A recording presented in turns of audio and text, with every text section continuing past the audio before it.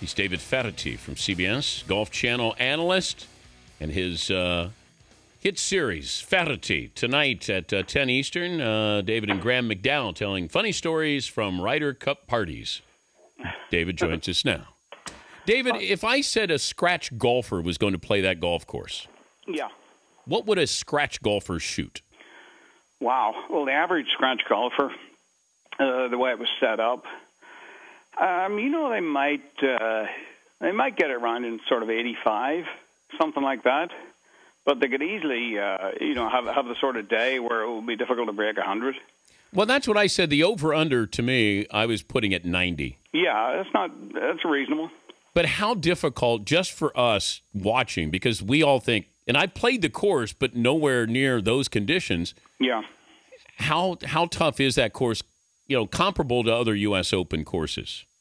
Well, I think the way it was set up was very, very good. If you look at that golf course compared to the way it's set up for the members, for instance, the fairways are about 30% narrower. The rough is considerably longer, and the greens are considerably harder, firmer and faster. With runoff areas, generally speaking, the members are used to, the ball just rolling off the edge of the green and stopping halfway down the slope. So when you add in all those factors and the speed of the greens, which were just, if you sneezed on the ball, some of those downhill putts, it would take off on you.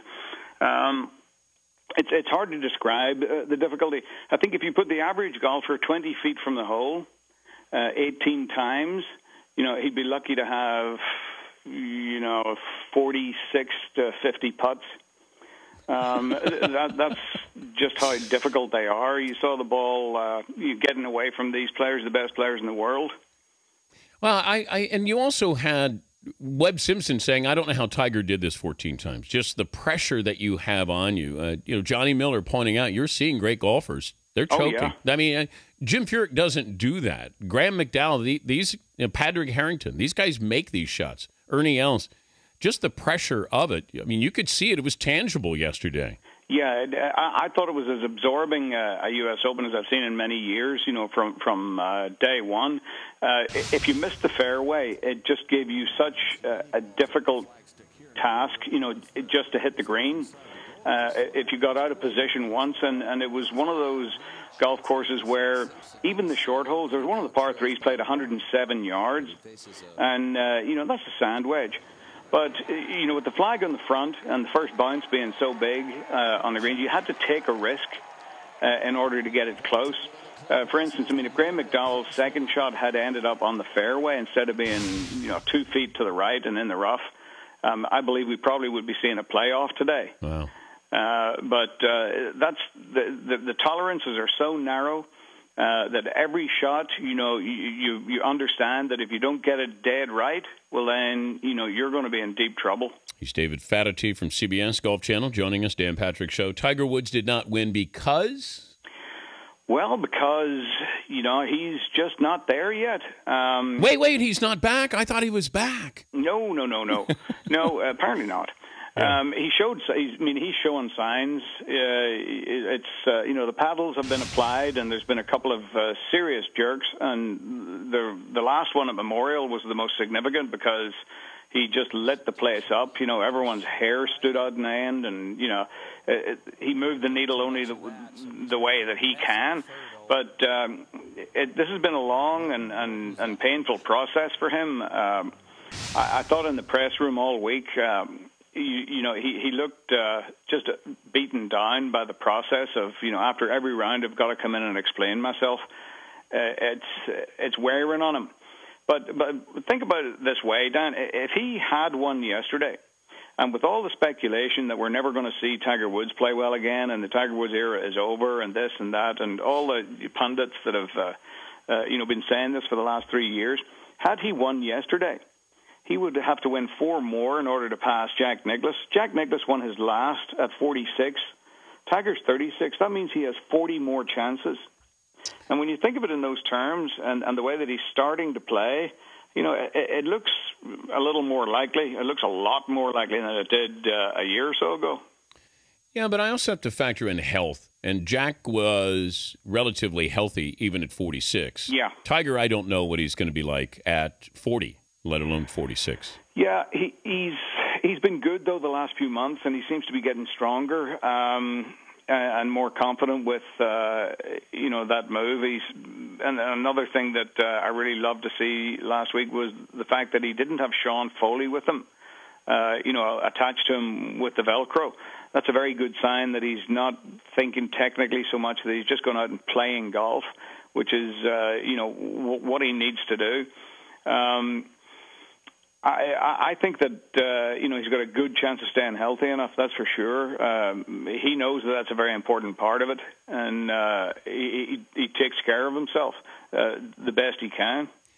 I like Webb Simpson. I think he's a grinder. I think that, he's sort of out of central casting if you're looking for a golfer, including the name Webb Simpson. But give us an idea. We see a lot of guys, guys who win the majors, sometimes it's a flash in the pan. A lot of times that's the PGA. But I don't know if you accidentally win the U.S. Open and, not be or go on to have something as far as a career? Well, yes, you can.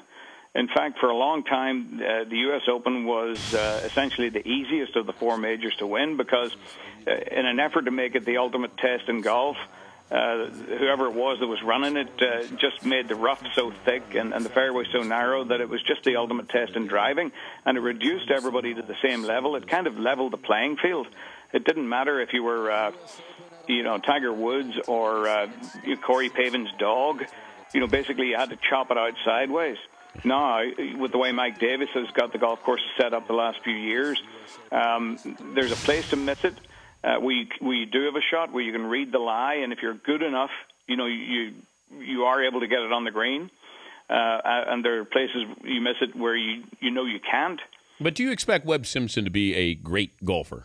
Yes, I do. Over the last 3 years, I've watched him mature. And I don't think he's one of those players that'll just win one and then disappear. I mean, there are players, that, especially in U.S. Opens, that have won, one or even two U.S. Opens and very little else. They were kind of sort of, specialists at that plodding and keeping the ball in play and giving themselves a chance come Sunday afternoon, whereas the players with the egos think, well, I can get it on the green from here. No, you can't. You got to hack it out sideways, just like everybody else. Andy North won 2 U.S. Opens and only one other tournament. Steve Jones won a U.S. Open and not much else. And there are various other players that have done that. It seems more so in the U.S. Open than any of the other majors.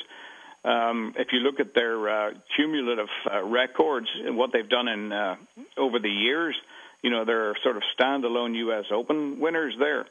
So I don't think Webb Simpson is one of those. He's got everything. He's got the courage, he's got the strength, he's got the finesse, and the golfing intellect, to get it around those difficult golf courses. Before I let you go, is there a better golf name than Webb Simpson? Yes, there is. It's a really bad name. What's a great one? I think Richard Thrust would be Robert Rock. Wait, is there a Richard Thrust? No, there isn't. Okay, well, I'm talking... I just think there should be.